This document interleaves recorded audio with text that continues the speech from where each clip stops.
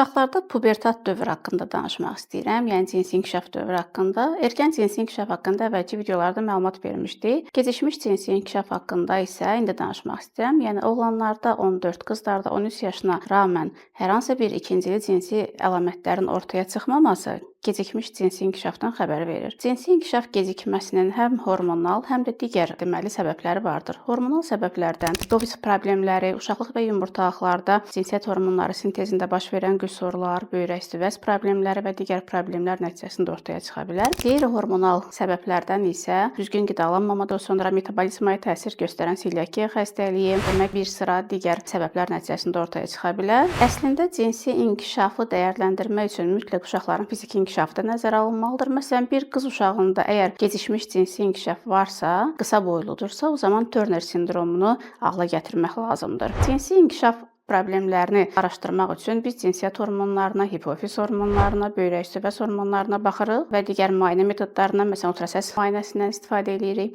Əgər sizin uşaqlarınızda da qızlarda 13, oğlanlarda 14 yaşına baxmayaraq ikincil cinsi əlamətlər ortaya çıxmayıbsa, o zaman mütləq uşaq endokrinoloquna müraciət etməyiniz vacibdir.